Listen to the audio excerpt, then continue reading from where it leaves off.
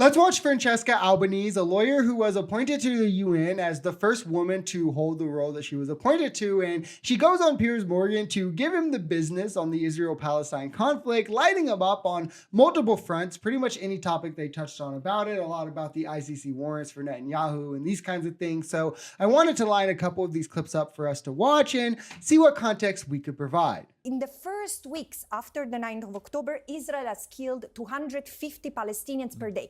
From the beginning, 70% of those killed have been women and children. Israel has used in few weeks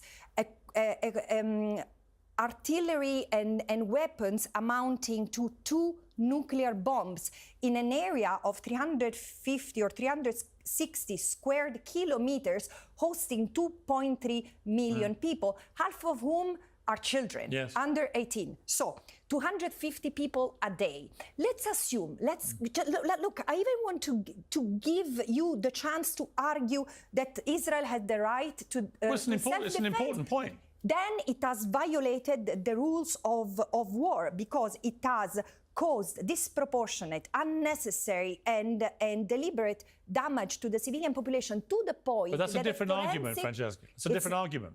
No, it's not. It's not different. It's an additional argument. That's such an attempted debate bro point to make, as if you're not allowed to make an additional point as to why a thing is wrong. Like, nope, stick to the first thing you said and that's it. Like, it's not formal debate rules, brother. She's explaining to you the morality of something, right? And what she's saying here is a very important point, because the first thing a lot of people will say will be like, oh, it's a war, or Israel has a right to defend itself, to try to shrug this off, which the second one I do agree with. They do have a right to defend themselves, but that does not absolve them of the rules of engagement while they're defending themselves, right? It doesn't absolve them from committing war crimes, right?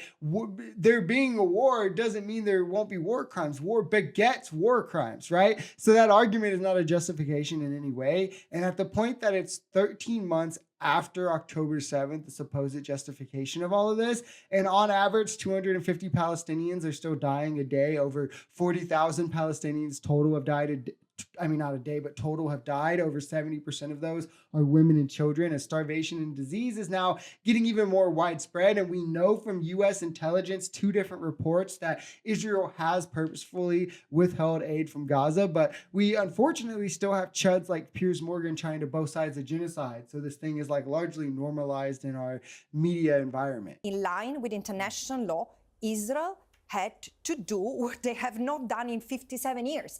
And what the International Court of Justice has reminded all member states as of July this year, Israel needs to withdraw the occupation in whole or in part, because the occupation has caused the conditions for violence to fester in the occupied Palestinian territory. And the court has been very specific, has said that Israel needs to withdraw the troops, dismantle the settlements, which are war crimes, and including the control over the resources, the natural resources. Israel has continued to expand in the occupied territory, and it continues to do that even now as it commits a genocide. I do think the expansion of settlements on the West Bank, I do think that is probably a war crime. It's a key, but this is It's outrageous. And that is another side of this. And October the 7th, that the pro-Israeli side and mainstream media, American media, doesn't want to talk about, largely just skips over, when we now know from the ICJ ruling that Israel has been occupying Gaza in a way that constitutes apartheid.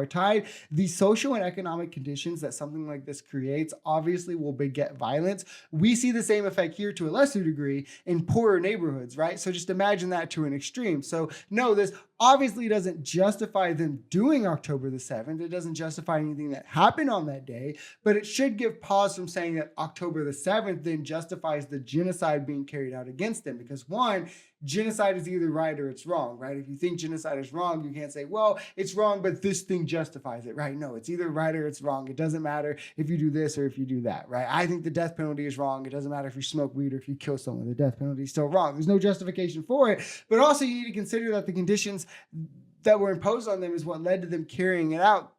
It's not ones that they chose, right? Nor was it ones of sunshine and roses before then. The question to you is, what the Palestinians have to do? Because they have tried armed resistance, they have renounced armed resistance, they have gone to the International Court of Justice, to the ICC, they have tried the plaidoyer, the advocacy with all member states, and member states have continued to kick the can in the air, because during the peace process, Piers, Israel has tripled the number of colonies, for a triple the number of settlers. So again, it has been such a farce. She is also exactly right here. Palestinians have peacefully protested and were still slaughtered. Like at the March of Return in 2018, they have tried armed resistance and were still slaughtered and then told it was their fault, right? I mean, they were told it was their fault of the peaceful protest too. They have appealed to the UN and international bodies and they get shut down and get more harshly penalized by Israel. They have tried to make allies in the Arab countries and they get told that this is a threat to Israel and attacked for it. So it does